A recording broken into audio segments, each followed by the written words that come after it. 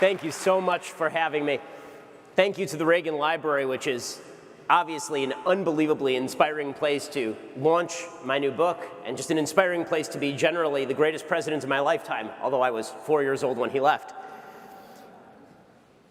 It is amazing to be here. John was generous enough to be pushing for an event here for a long time, and it's fantastic to be at the home of Ronald Reagan, the president who reminded us that tyranny is no more than one generation away if we don't stand up for the truth and if we do not stand up for that which is righteous and free. I also want to thank my parents for showing up. As I say in the dedication to my new book, my life is pretty blessed. I really do have an incredibly blessed life. It's particularly true in my family life. I go home, people say, what do you do for fun? And my answer is I hang out with my family. And as I say in the dedication at the beginning of the book, my parents taught me that life has a reason. My wife, who is here and is a doctor, taught me that life has a meaning. And my children, who are currently being cared for by an unlucky soul, taught me that life has a purpose. Well, tonight, I get to talk about my new book, The Right Side of History. Now, obviously, I think that phrase can be used in extraordinarily pernicious ways. I've tweeted about this before. I think that President Obama, for example, used to say the right side of history. You'll be on the wrong side of history if you don't agree with President Obama. But of course, that's not how I mean the right side of history. What I mean is that we live in the greatest, freest, most prosperous country in the history of the world.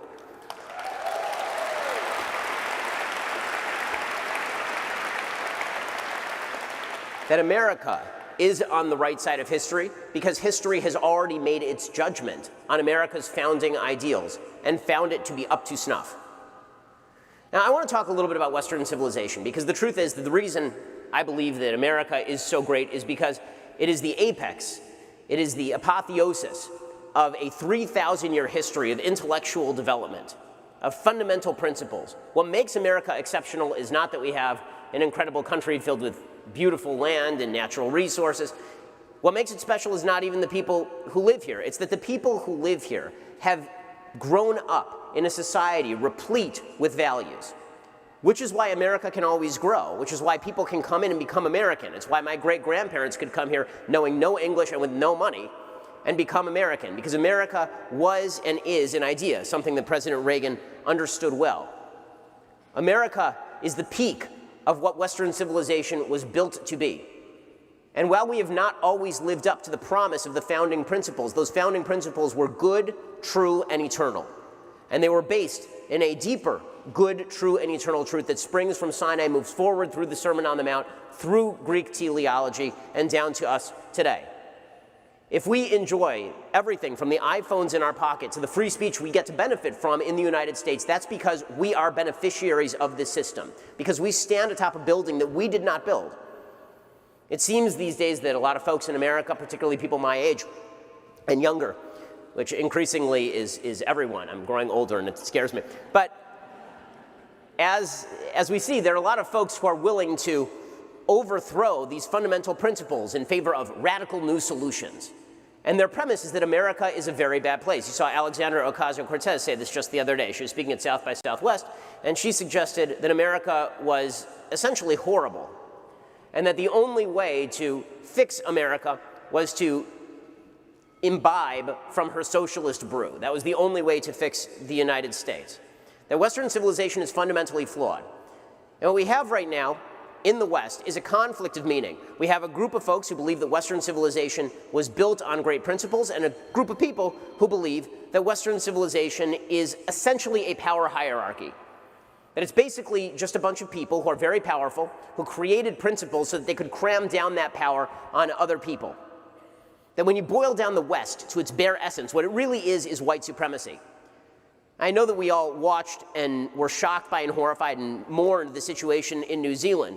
The evil white supremacist shooter in New Zealand wrote this manifesto, which I've encouraged no one to read because it's garbage and we should not give it any more play than it already has been given in the media. But one of the things that the media have been pointing out is that this piece of human debris used the term the West a lot. In fact, there was an article in the Washington Post at the beginning of this year talking about how Western civilization really meant white supremacy. And this white supremacist believed the same thing, This white supremacist said that Western civilization was about the racial superiority of white folks.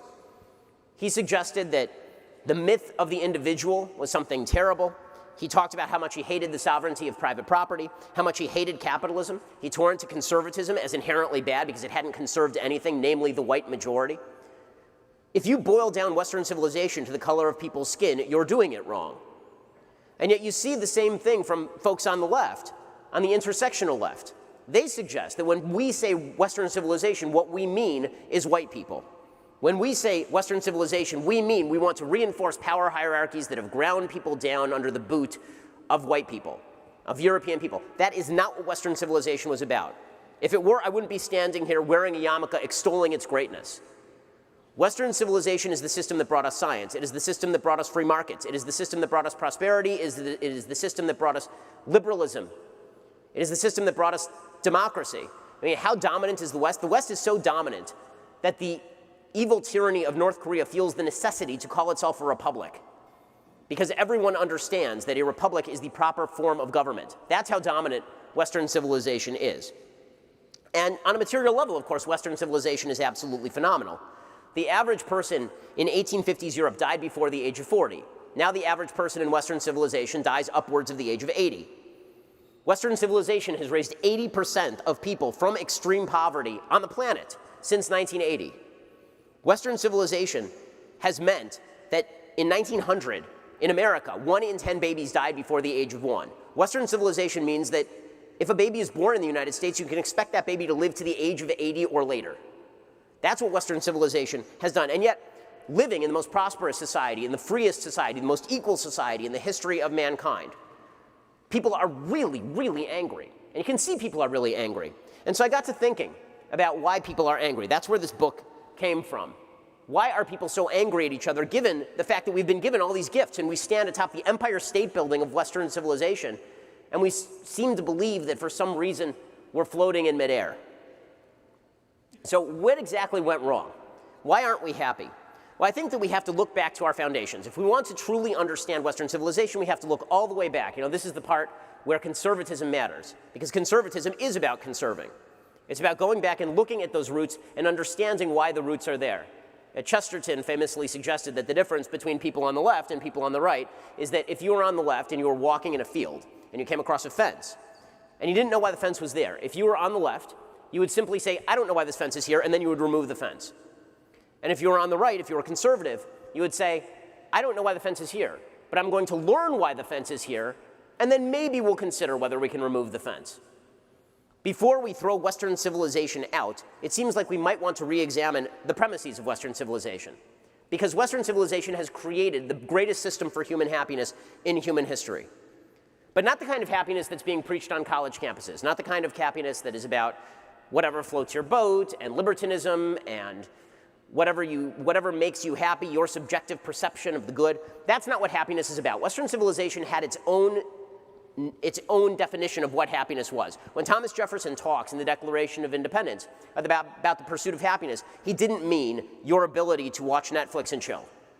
And Thomas Jefferson was talking about something with a very specific meaning. What Thomas Jefferson was talking about was the same thing that the Bible talks about and that Aristotle was talking about. In the biblical language, the word for happiness is simcha. And you are commanded to be besimcha. You are commanded to be happy. Well, how can you be commanded to feel an emotion? How can you be commanded to be happy? It's because for the biblical living people who populated Western civilization, simcha, happiness, lay in right action in accordance with God's will. That's what happiness was. And that didn't mean you were emotionally happy about this stuff. It meant you did your duty, and this gave you a life of happiness and meaning. Happiness lay in moral purpose. That's where meaning lay. That's where purpose lay. Aristotle believed the same thing. He called it eudaimonia. And the idea was that if you are active in accord with complete virtue, then you would be happy, right? Purpose is where you find your happiness. So what exactly, as members of the West, did we need, as human beings, did we need to achieve this kind of happiness? We need 4 different things. We need individual moral purpose, we need individual capacity, we need communal moral purpose, and we need communal capacity. Individual moral purpose is the idea that we are all made in God's image, that we are endowed with both rights and duties, that if we were on a desert island, we would have an obligation to act in the right way. Our moral purpose lies in our relationship with God in the religious worldview, and in our relationship with reason in the Greek worldview. That if you acted in accord with right reason, this would give you purpose. That was the Greek idea. And if you acted in accord with God's will, this is what gave you purpose in the Judeo-Christian worldview that undergirds Western civilization. We have to have meaning as individuals. And freedom is the flip side of that. We have to have freedom to worship. We have to have freedom to pursue reason. We have to have freedom to debate and argue and discuss.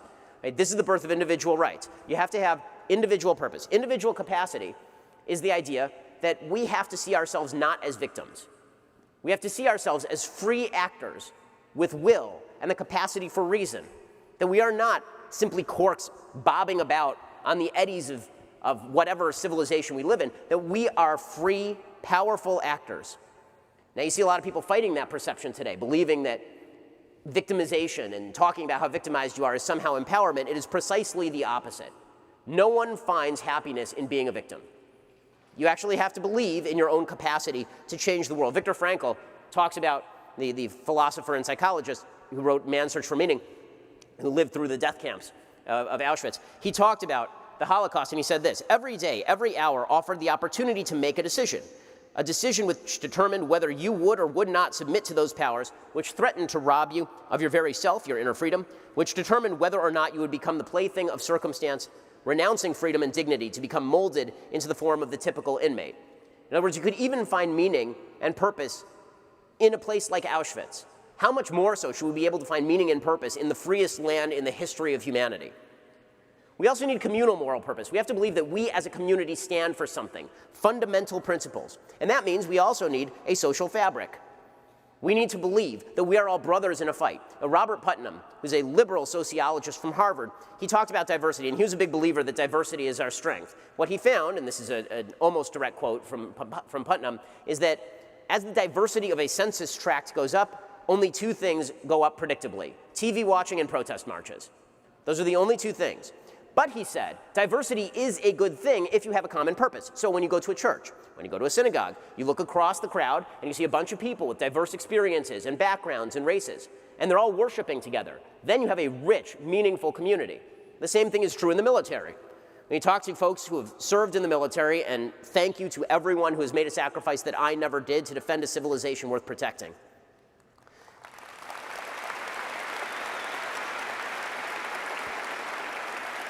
When you talk to folks in the military, what they will tell you is that they're friends with people of every race, every color, every background, because they all have a common purpose. They're all fighting for something. We have to have a communal moral purpose, something toward which we are directed. And finally, we have to have communal capacity. And this is what America really got right. We have to have a system that understands that you can only preserve individual purpose and individual capacity and communal purpose if we get together on a voluntary basis, not forced from the top down.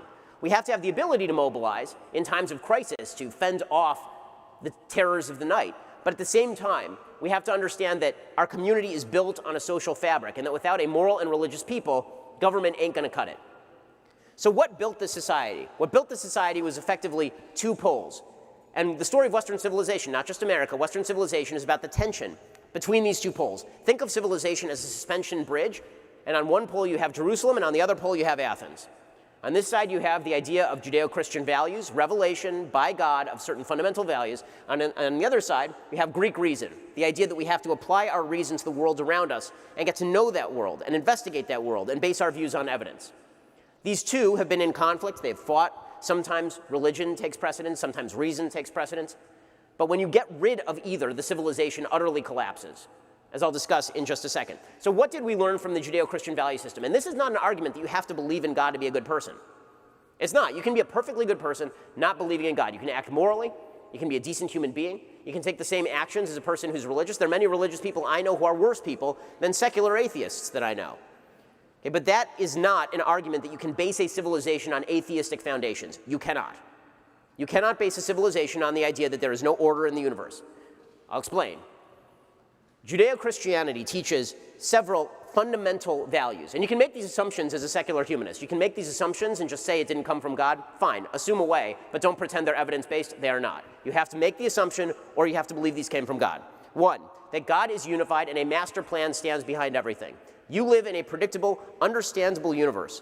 And your mind reflects the Almighty's to the extent that you can search out meaning in that universe. That you can look at the universe and learn things about God. and that God acts in moral ways and predictable ways. Judaism was a fundamental sea shift in how people saw the nature of the universe itself. Paganism basically says that you are at the whim of fate, you are at the whim of a chaotic universe, and that therefore you're not in control of your own life.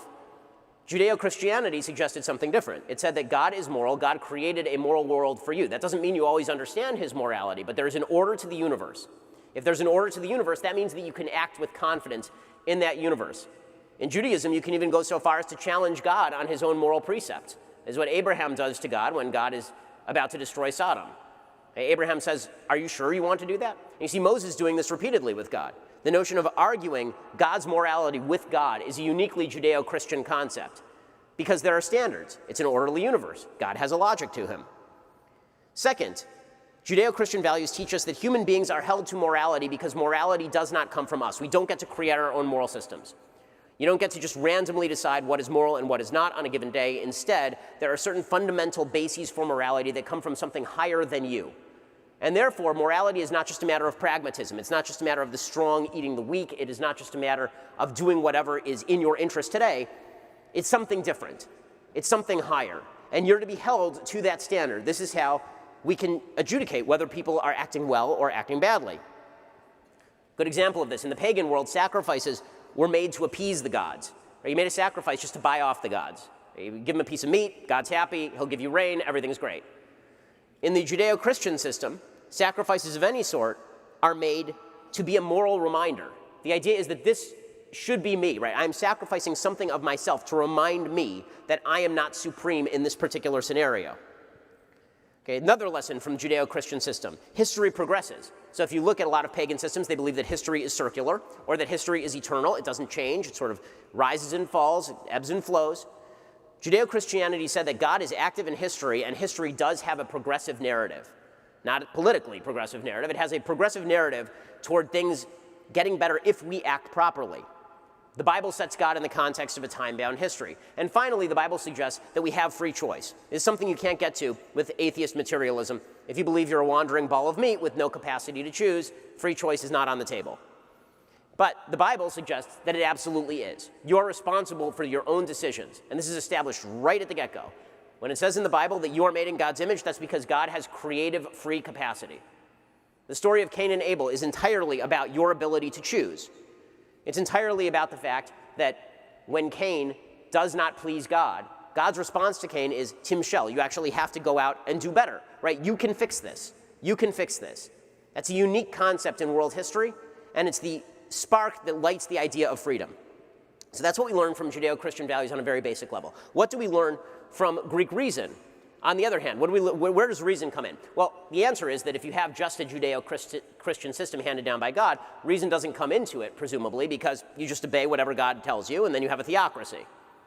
You're not going to get to freedom necessarily just from Judeo-Christianity. You need reason applied to the biblical text and to biblical living in order to get to this apotheosis, in order to get to the synthesis that characterizes Western civilization. This is where Greece comes in. So Greece suggests, Greek thought, the philosophers, Plato, Aristotle, they believe that there was a purpose in nature, that simply by looking at the things around you, you could determine that these things were directed toward something. So what makes something good in the Aristotelian belief system is not something that is morally good or something that is morally bad. It's fulfilling the purpose of that thing. So for example, a good spoon is a spoon that is capable of carrying soup. Why? Because it does what it is supposed to. And a good horse is a horse that is capable of carrying a human being. And a good person is a person who uses their reason. What makes you human is your use of reason, not your tribal identity, not your subjective feelings. What makes you human and important is your use of reason. And if we apply that reason to the universe, then we can learn lessons about other people, and we can learn lessons about the world. And in fact, that's our obligation. Living as a moral human being means using your reason. There are not going to be different laws for different people outside of reason. It's not just arbitrariness. Instead, it is the idea that because we are reasonable people, we can have reasonable conversations. This is the birth of democracy. On the one hand, the idea you are made in God's image, and the other hand, that you have reason and you can speak with somebody who has different experiences than you. So my entire book is about this tension between Jerusalem and Athens and how the push and pull, that tension created the West and culminated in the United States. If you read the Declaration of Independence, everything that I am saying is deeply embedded in the words of the Declaration of Independence.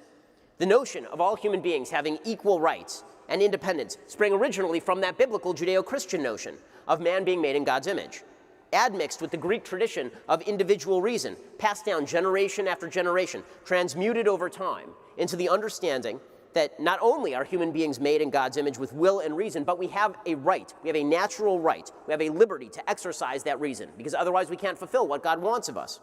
The founders, despite the common misperception that they were a bunch of atheist deists, they knew all of this stuff. Washington famously said, "The foundation of our national policy will be laid in the pure and immutable principles of private morality. There exists in the economy and course of nature an indissoluble union between virtue and happiness." Right? America is the place where all of this came together. Those are the principles in the Declaration of Independence. Those are the principles in the Constitution. Have we been perfect in our application of those principles? Of course not. But the goal of America is to live up to those principles, not to discard those principles. And here's where we get into the difficulties with today. Because on the one hand, there are a lot of folks who have decided they want to discard Jerusalem, and on the other, you have a bunch of folks who have decided they want to discard Athens. You have a bunch of folks who believe that religion is bad, religion is terrible, religion is repressive, religion is tyrannical. We have to force religious people to violate their own precepts in their business practices. If kids are taught religion, then they are being perverted against the common good. But here's the truth. Without religion, there is no free will and there is no reason. Okay, you cannot make the argument that human beings are capable of making freely willed decisions in a universe where human beings are a set of firing neurons and a ball of meat wandering through the universe. Being a secular materialist does not give you freedom. It chains you to your biology. There is no way to be free without Jerusalem. Okay, there's no purpose, because we can try to create our own purposes, and that's what we've been doing ever since Nietzsche declared the death of God. Human beings have been trying to declare their own purpose. We used to find our purpose in fulfilling God's design for us, interpreted through biblical text and tradition, interpreted through reason. Instead, we decided that we were going to create our own purposes. And that's gotten very, very ugly over the past century and a half. It's been filled with romantic nationalism, the idea that if we can't find a purpose in living individually and communally in accordance with God's will or in accordance with a telos, a purpose that we can discern in nature, that we are going to fill all of this, we are going to fill our need for meaning with binding each other tribally. We're tribes and we fight each other. And we're seeing that today in the intersectional movement or in the white supremacist movement. Historically, we saw this in Nazi Germany. The idea that we are going to find meaning in just the will of a nation. That we are going to find meaning in simple nationalism itself without any reference to deeper principles. We find this in communism, where we say that we'll find meaning in the collective. Individuals disappear, I find my meaning in the collective, thus I will be happy. The true draw of socialism is not economic, obviously, because capitalism creates gains and socialism at best redistributes them before destroying the gains. Communism makes a different promise. It promises that you will be spiritually transformed if you hand over your life to the commune. If you hand over your life to the community, you no longer exist as an individual, and there's something freeing in that. That's the promise of communism. All it did was cost about 100 million lives in the 20th century. Because if people aren't willing to give up their lives to the commune, well, then you just break a few eggs and you make an omelet. And finally, in the West, it's broken down into subjectivism. The idea that we can fulfill our longings, that longing for something higher, that longing for meaning and purpose, we can fill that by reference to our own feelings, with reference to self-esteem. And if we are microaggressed or if we are triggered, then we have been insulted. And that is the same as violence. If someone says something that I don't like, that's an attack on my identity, and it must be shut down. And if that means overriding free speech, if that means overriding freedom, well then hell, I'll just do it. Because after all, my happiness relies on my subjective perception of my own value, not achievement, not any sort of discernible purpose, simply how I feel today. That's where you get without religion. And without reason, you get to theocracy. Without reason, you end up with theocracy, which was most of the history of the West up until about 1750. It's very easy to fall into that. If you want to see what theocracy looks like, all you have to do is look to the radical Islamic world. That is not a pretty picture. That's what happens when you separate off religion and reason instead of allowing them to be wed as they should be. And the reason that I feel like we need to talk about all of this stuff, this is abstruse, it's difficult, it's not easy. The reason that I feel like we need to talk about all this stuff is because we gloss over what makes America great, what makes Western civilization great, with easy slogans about freedom and liberty, and all of that's wonderful, except that people don't hold it in common meaning. If you talk to folks on the left, they don't believe the same thing about liberty that you believe. They believe that liberty means they should be able to take your property and redistribute it. If you talk to folks on the left about equality, they don't believe in equality of rights. They believe in equality of outcome. If you talk to folks on the left about civilization being great because of our prosperity, the first thing they do is say, well, we are unequal in outcome, and thus our prosperity is no good. It would be better if we were impoverished but equal. We don't have the same priorities anymore.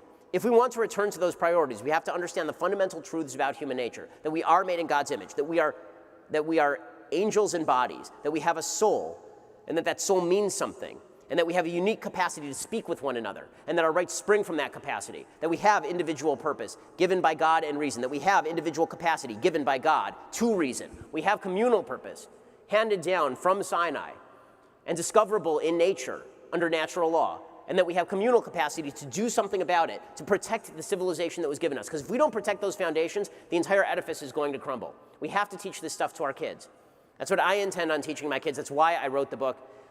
I know that it's a difficult book, and I'm really gratified that so many people bought it. I know it's the #1 political and history book on planet Earth as of the moment. It was ranked #3 on Amazon overall after a health book about how to prevent cancer.